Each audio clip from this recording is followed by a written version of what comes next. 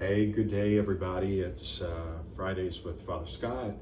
Just coming to you, just parked and thinking about some things. And I'm going to start with the gospel for the 24th Sunday in Ordinary Time. Again, it comes to us from St. Matthew's Gospel, kind of a continuation of the call of discipleship.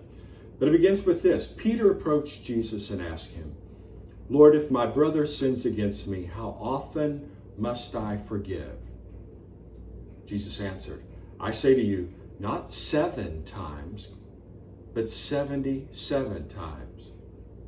That is why the kingdom of heaven may be likened to a king who decided to settle accounts with his servants. When he began the accounting, a debtor was brought before him who owed him a huge amount. Since he had no way of paying it back, his master ordered him to be sold, along with his wife, his children, and all his property in payment of the debt. At that the servant fell down, did him homage, and said, 'Be patient with me, and I will pay you back in full.' Moved with compassion, the master of that servant let him go and forgave him the loan.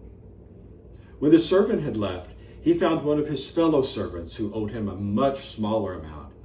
He seized him and started to choke him, demanding, 'Pay back what you owe.'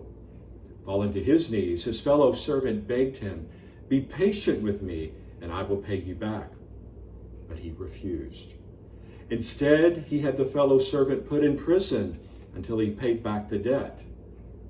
Now when his fellow servants saw what had happened, they were deeply disturbed and went to their master and reported the whole affair.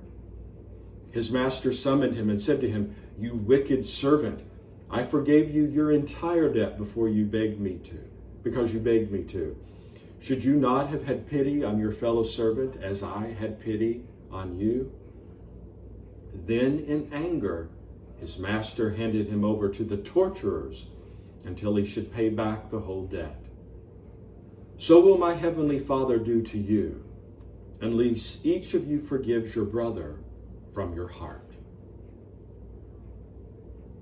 The Gospel of the Lord. Powerful gospel that we hear for this upcoming Sunday.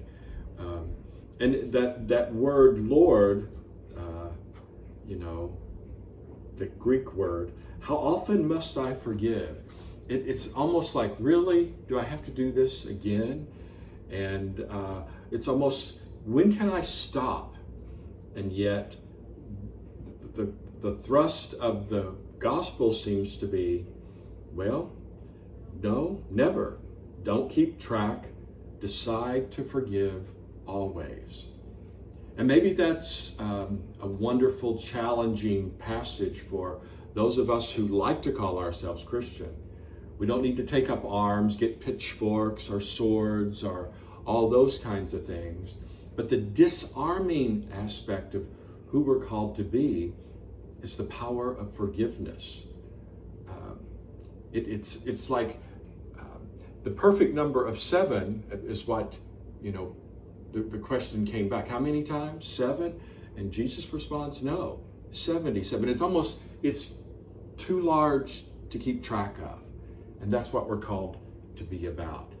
Because we're challenged to forgive as we've been forgiven by God. What a radical way of living the Christian lifestyle. Maybe we've got a little black book on the side and we're kind of keeping track of, this one did this and that one did that. But the challenge is to forgive. Set your hearts free, set your minds free. Your body's going to relax. You're going to be a healthier individual if you can turn it over to the Lord, in whom all will find justice. So we're challenged by the very last word. So will my heavenly Father do to you, unless each of you forgives your brother and sister from your heart. So it begins here. So when we're looking in the mirror today and we hear the challenge of the gospel, disciples are called to a radical way of seeing things, a radical way of doing things, a radical way of living. But it's about a change of heart.